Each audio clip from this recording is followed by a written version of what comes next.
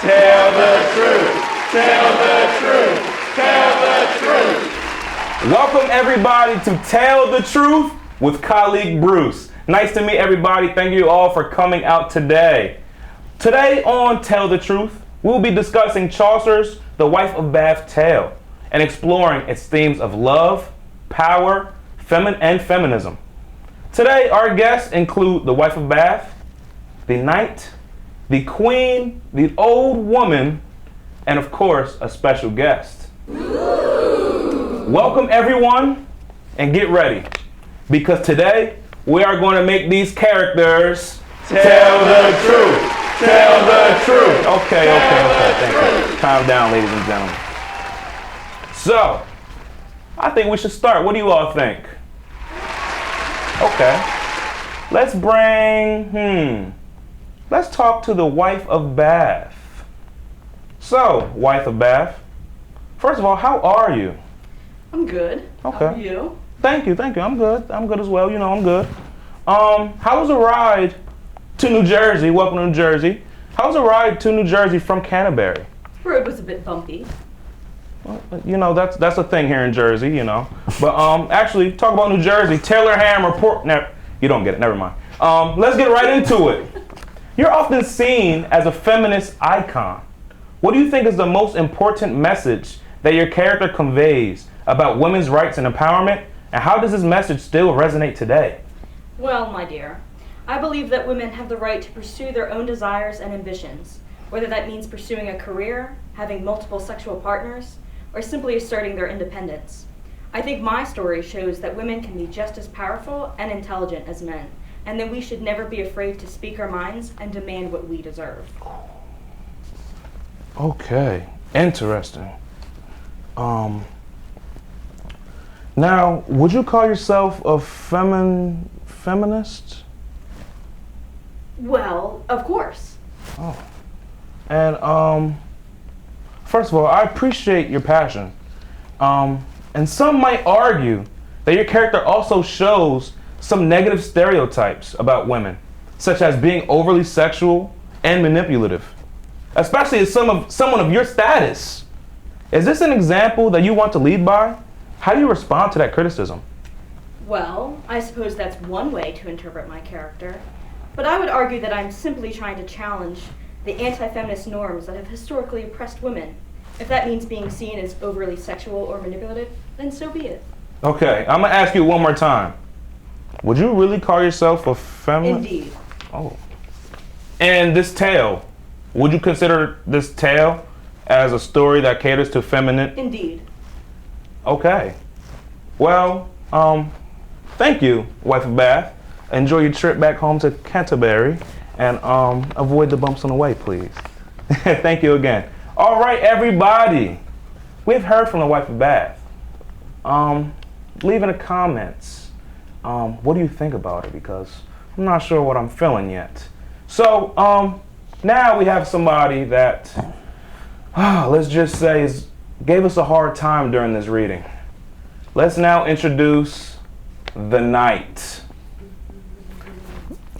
So, knight, you are a symbol of male privilege and entitlement, but you are also forced to confront the consequences of your actions in the tale.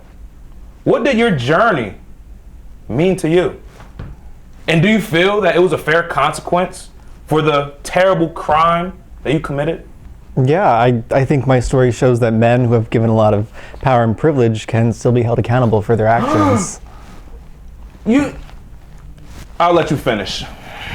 Thank you. I learned it's important to treat women with respect and dignity and to recognize the ways in which our actions harm others. I also think my story shows that true strength comes from being able to admit one's mistakes, unlike the wife of Bath. Oh. And for us to leave it up to the justice system to make the right decision. Did y'all hear that? Oh, this guy never learns, huh? Okay. Well, I guess that was okay, Mr. Knight. But ladies and gentlemen, do we buy this? You know what, audience? I think it's time. I think it's time we start right now. Knight, the audience and I want you to tell the truth. Tell the truth. Tell the truth. Because I'm not buying it, Knight. You committed a serious crime. A crime that you should have been executed for. I'm sorry. You were granted a second chance. A chance to find the answer to the question, what do women most desire? You were given a year and a day to answer this question. Now I'll ask you again, do you feel that this consequence that was given to you was fair?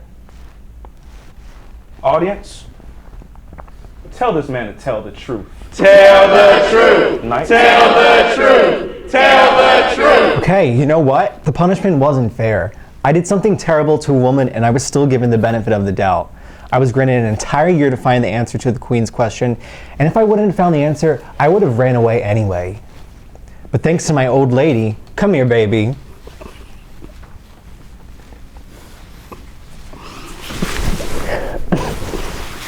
I gave the Queen the answer she was looking for, and I don't know how Chaucer claims that this tale supports feminism, because I got my way in the end.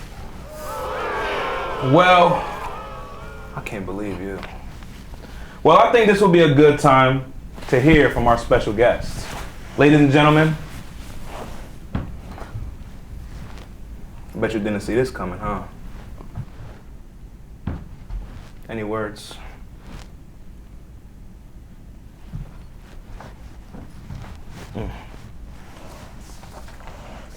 Oh, I don't know about you, but I sure do wish we heard more from her. Oh, you know what? Ladies and gentlemen, I think we'll be right back shortly after this commercial break. So don't go anywhere, because when we return, we will hear from the Queen and the old woman. When we return to Tell the Truth with colleague Bruce, a present-day annotation of The Wife of Bass Tales. Take it away, Chaucer. Tell the truth. Tell the truth. Tell the truth.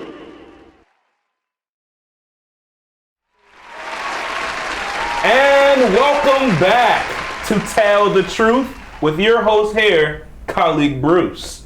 Okay, we've had quite a few strange conversations today, ladies and gentlemen, but I think it's time we hear from the Queen herself. Ladies and gentlemen, what do you think? I know, calm down. I know she's coming. She's actually right here, ladies and gentlemen. Let's hear the Queen today. So, Queen, you are a powerful woman in a position of authority. How do you navigate the expectations of the decisions you make? Not to mention the decision you made that practically set this man, the Knight, free. Excuse me. You don't know what it takes to lead. As a woman in a position of power, I often face a lot of scrutiny and criticism for those who doubt my ability to lead. Yeah, I'm looking at you. However, I try to use my intelligence and compassion to prove them wrong and make decisions that are just and fair. Okay. But fair to who exactly? I don't know if you noticed or not, but that woman who walked in and then just walked out was the victim of a serious crime that happened under your control. Well, I didn't notice because she didn't say anything. Exactly. Neither in the novel. And actually, this is a perfect segue to a question that I've been wanting to ask you specifically. If this novel is considered, yes, talking to you, it's considered as one of the most feminist stories in the Canterbury Tales, why wasn't there any justice served for that woman? And can you honestly say that this story resonates with feminism? I mean, you could have easily set an example for men to not rape and for women to not worry if you had just slain this Knight and protect the victim and women around the world. Instead, you gave this man an entire year to find the answer to your question. What kind of punishment is that? Even better yet, what kind of queen are you? Thank you, ladies and gentlemen. Thank you. Calm down. Woof. Well, we have one more guest here on our show today. Let's hear it for the old hag. I mean, the old woman. No more booze, no more booze. Calm down, it's okay, I understand. Finally, we meet. Hello, old woman. So I just wanted to ask you, you helped out the knight. Why? And what do you think we could learn from you and your story? Well, I first saw the knight as he frantically searched for women to ask his question to. And I knew that when he came to me, I could give him a deal that he couldn't refuse. And the deal, for those that don't know? Well, he keeps his life and I become his wife. My little pookie kids. Okay. So, I guess that's fair. Okay. However, you do know that he is a rapist, right? Anyway, being that this is a tale focused around feminism, you are another woman in this story that puts a man before yourself.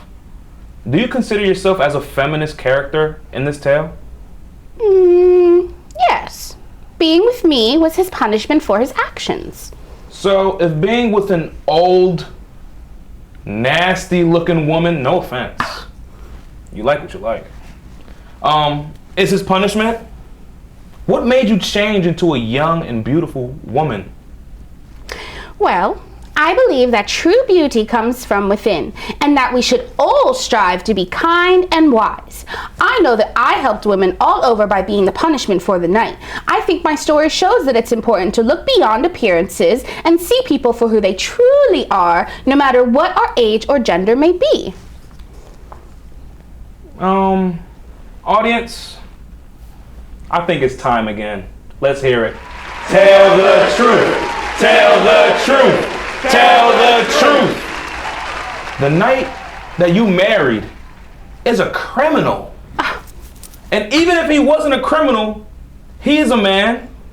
And being a man, why does this man, who's also a criminal, force a woman to change his preference for himself? I thought this was a feminist tale.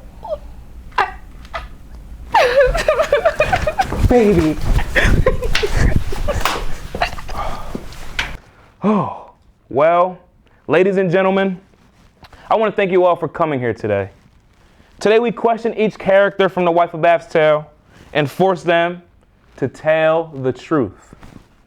Based on our conversations here today, I believe it is safe to say that the Wife of Bath, which is known as a tale of feminism and women empowerment, is nothing more than another tale where men get what they don't deserve, and women's rights, they aren't met. This needs to change. Not only does it need to change in stories and old tales like this one, but in our lives today. Make the difference, ladies and gentlemen. Tell the truth with colleague Bruce. Thank you. Have a good night. Tell the truth. Tell